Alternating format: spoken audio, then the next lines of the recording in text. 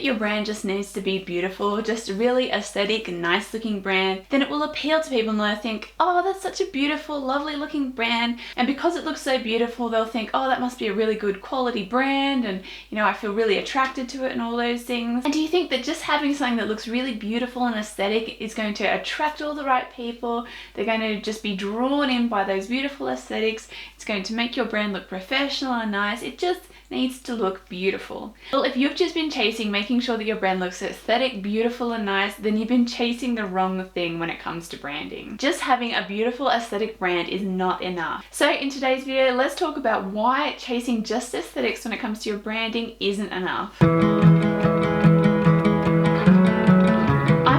And I'm a brand design educator, and I help creators go from vision to visual so they can create a compelling brand that attracts, connects and converts. And today we're going to discuss why having a beautiful aesthetic brand is not enough. First of all, if you're only chasing aesthetics and making it look beautiful, you're not taking into consideration the actual positioning of the brand.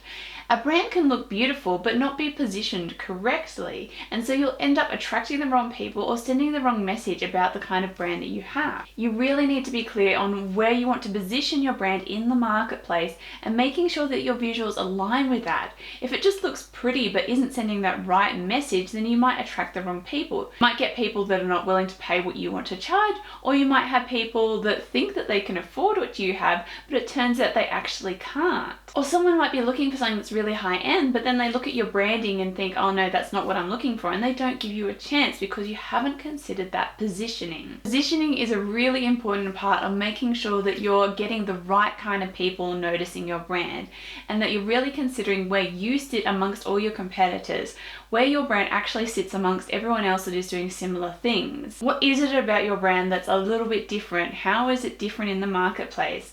Is it more affordable? Is it more luxury? Is it more quality? Is it faster? Or is it a more gentle, slower process that goes deeper? Really think about how you're making yourself a bit different. Getting clear on how you want to position your brand will then affect how your visuals are going to look. The next problem with focusing just on aesthetics and looking really beautiful is that it doesn't actually communicate anything. It's all well and good to have a brand that looks really pretty and nice, and you know, people look at it and go, oh, that's so gorgeous, it's so pretty. But what's it actually saying about your brand? What does it actually communicate? Is it telling people anything about who you are, what you offer, your values, your story, the niche, anything at all? Does it evoke any kind of emotions other than just admiration for how pretty it is? If your brand isn't communicating anything in particular and just looks nice, it could end up actually communicating the wrong message because you've just tried to make it look nice and you haven't thought about the message it communicates. And those visuals will probably communicate something, but it might be a mix mash and confuse people because it's not very clear about what it's communicating, or it might communicate completely the wrong message and people will get confused about who you are and what you actually offer and if it's for them. And it will end up leaving people confused and unsure about your brand rather than being really clear about, oh, I get what this is about, and oh, this is something that I'd be interested in. In a way, it makes your brand a bit wishy-washy because there's no clarity about what it's communicating. Also, when it comes to making things look beautiful, that's very subjective. One person is going to think that's really beautiful and wonderful and so aesthetic and, you know, gorgeous, and another person might be just like, oh, that's not really my style, I'm not really into that. But the thing is, when it comes to strategic branding, where you're thinking about what you're communicating and making sure that your visuals are based on those things and have strong foundations in the brand direction rather than just looking pretty, you'll still attract people that aren't so much into the brand style because they realize it's still communicating to them the thing that they're looking for, and they realize it's still for them.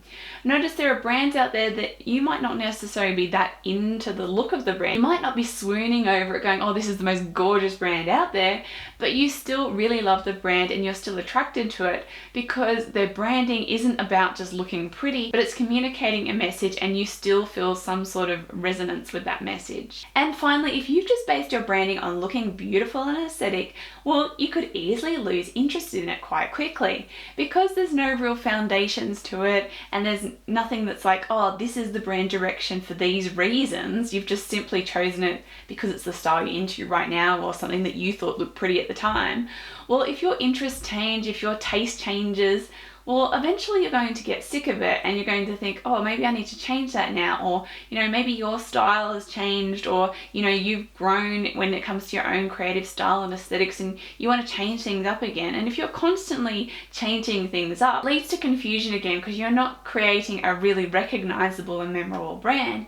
You're creating a brand that's constantly changing and, it's all over the place, and it just leaves people confused and unsure about your brand. Now, this doesn't mean that aesthetics don't matter. You can have a beautiful brand, but a brand that's strategically beautiful in that it looks good, but it looks good with intent. There is reasoning behind the decisions you made. You chose the colors you used for a particular reason. You chose the fonts you used for a particular reason. You created your logo to look a certain way for a particular reason.